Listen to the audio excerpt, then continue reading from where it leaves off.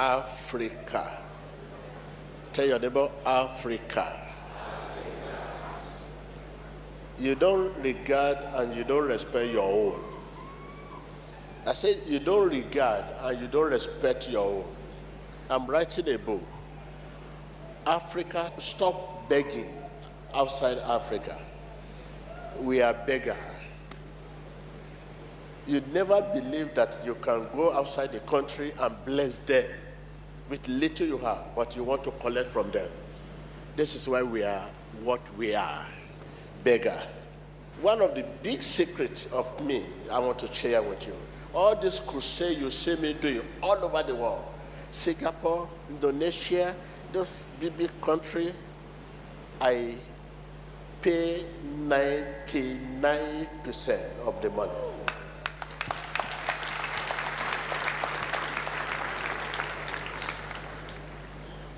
When we are invited to crusade in America, in Singapore, I'll say, how much is the stadium? If the stadium is $100,000, I'll say, do you have any area you want to support? They say, no, we are going to rent it. No, you can't rent it for me. For reason known to me, we don't control the Holy Spirit. Let me pray for whom God wants me to pray for. Don't pay and start bringing your brother for prayer, your sister for prayer, your cousin for prayer, your businessman for prayer. If you pay for the stadium for me and you invite me for crusade, you collect money from those big businessmen that are sick, and they are the one you arrange in front for prayer. And you will now be telling me, pray for this person. Don't pray for this one. Pray for this one. Don't pray for this one. This one, pray for him. Pray for this one. Pray for this one. You have not prayed for this one, man of God. He's the one that pays 70% of the money.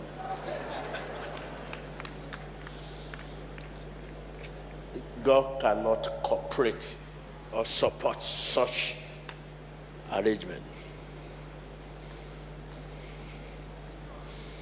Or you are telling me I should come out 8 a.m. when the Spirit of God said I should come out 10 a.m. and you announce that I should come out 8 a.m. My accommodation, I don't let them know where I'm going to lodge. After the crusade, you can know where I'm living, but during the crusade, I will not allow you to come to me.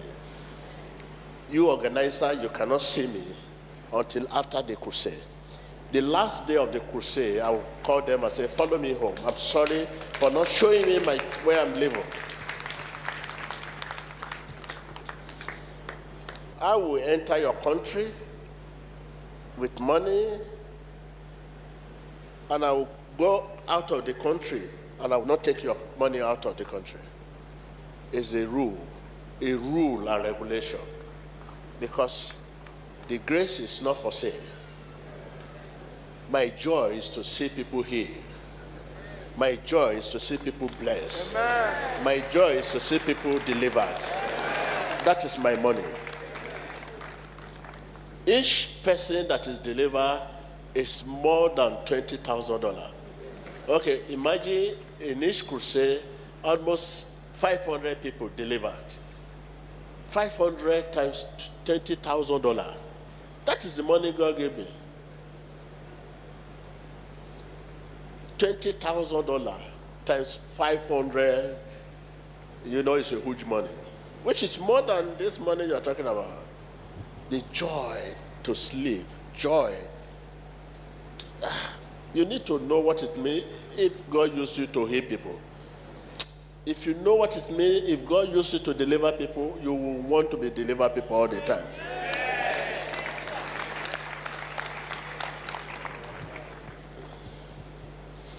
If you know what it means, the joy in using you to deliver people, you will never ask the people you deliver to bring cover or money, anything. Even when they give you, you beg them, please, don't destroy my life. If you know what it is, brother, stand up. You're from where? Zambia. Zambia. If you know what it is to set you free, you are here with situation now. From Zambia, you are here with the situation. If you know what it is to set you free from your problem,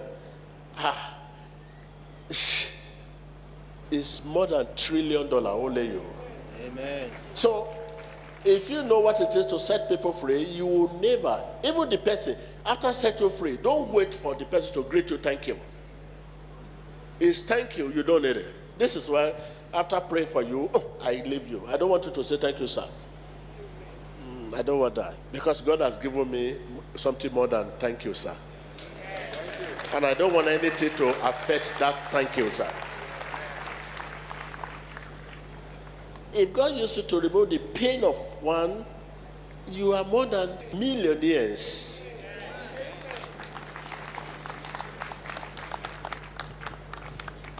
You people believe that your reward is money. No.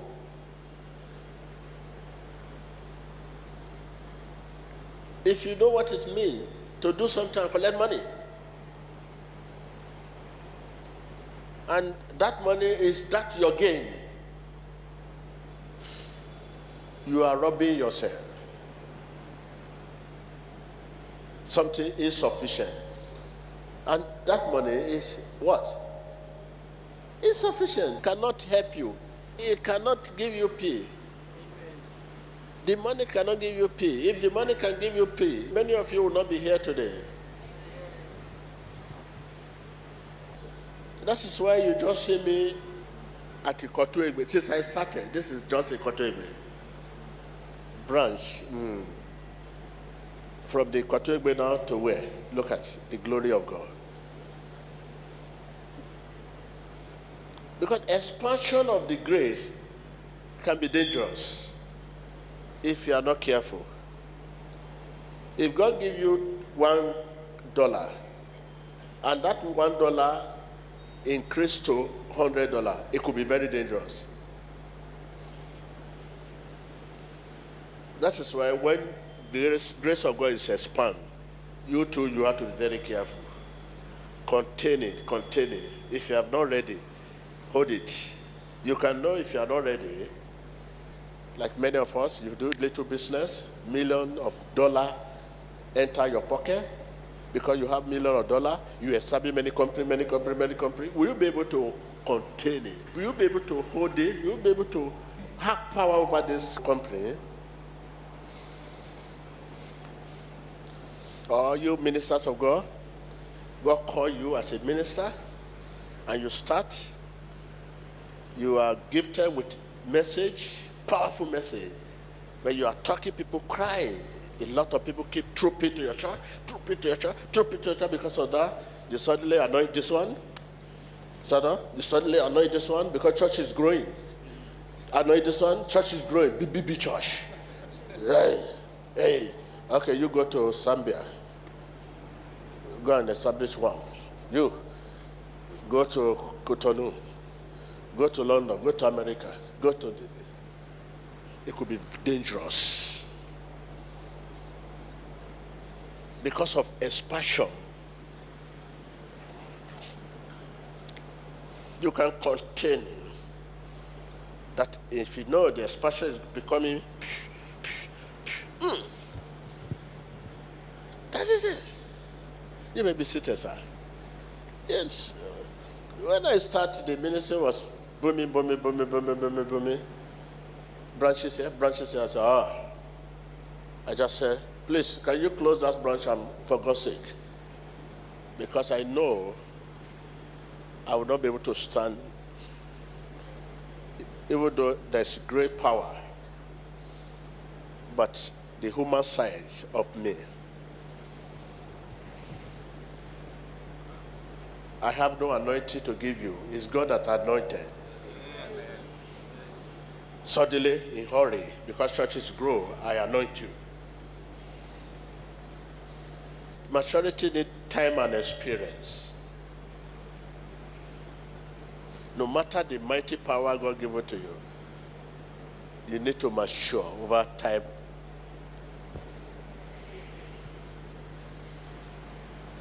You can go up and come down again.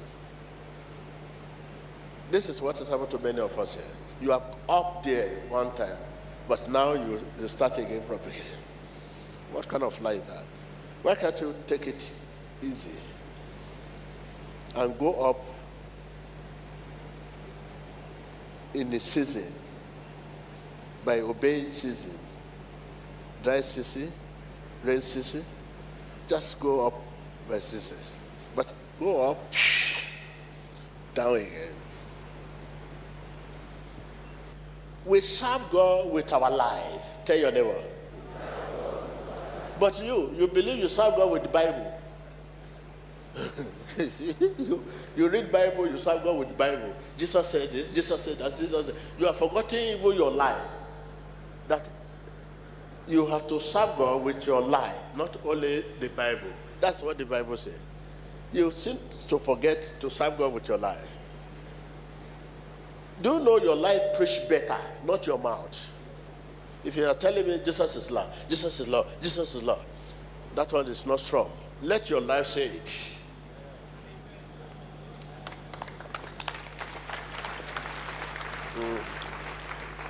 If I stand here and begin to tell you Jesus is Lord, yes, Jesus is Lord, Jesus is Savior, Jesus is that, Jesus is this, this is that. But your life can preach better. Your life, mere looking at your life and your life and your life, it can preach better. Better sermon. Say, my life can preach better sermon. I can't hear you. I can't hear you. So does your life preach? But it is your mouth that preach, not your life. Look at me. Without even talk. If you just walk out and say, okay, who is this man? Go on YouTube, on YouTube. Me, look at it. I traveled to Israel, I was telling you people. They were telling me I should not talk. They know me. They were telling me what I'm doing. And they can see this is what they are talking about in Nazareth, Capernaum, and all others. I was glad. I was looking at them. So that is my life. I'm not preached this time. My life preached to them.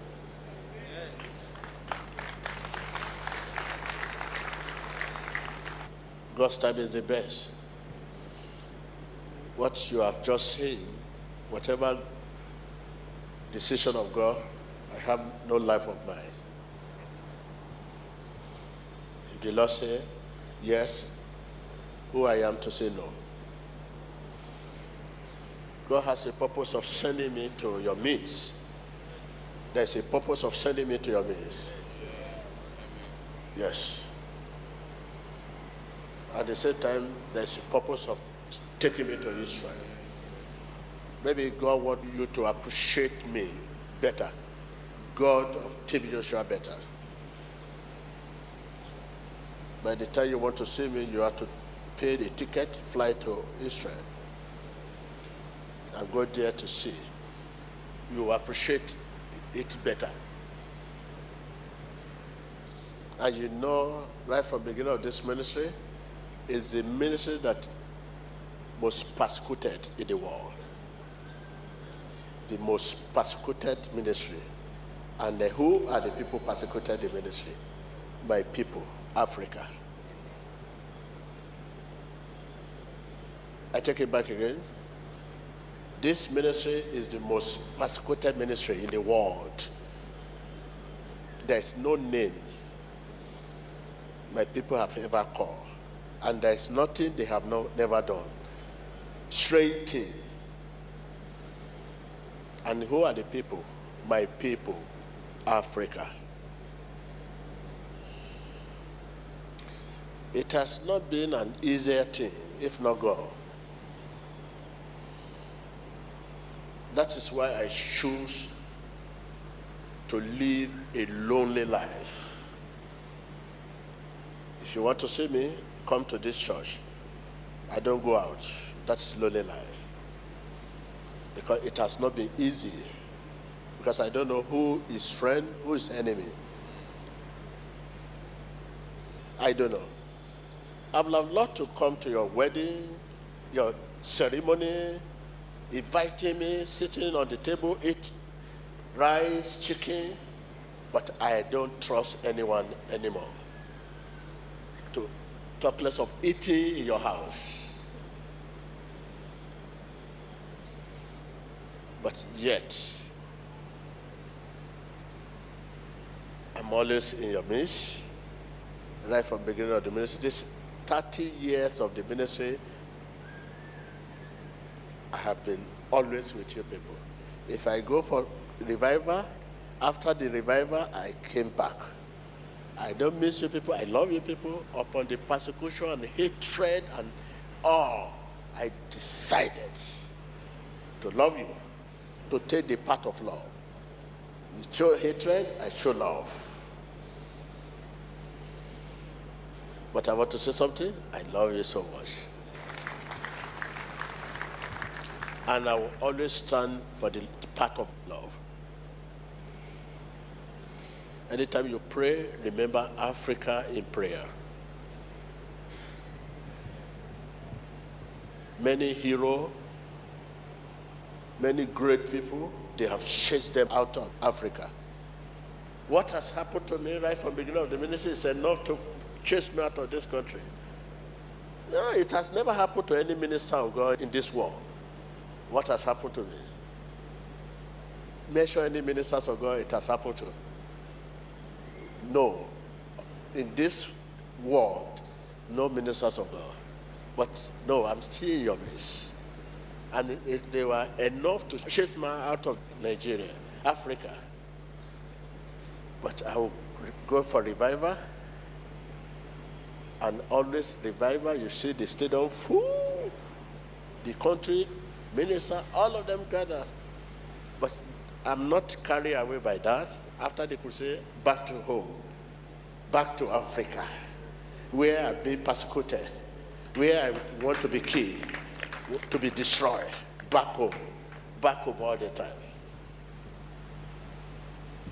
I live where I'm not celebrated. Where I'm celebrated, I left.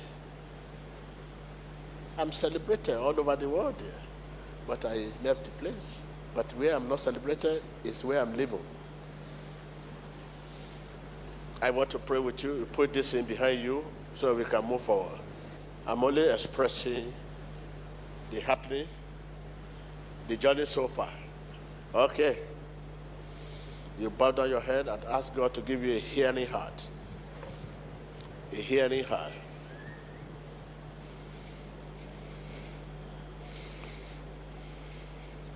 In Jesus Christ's name.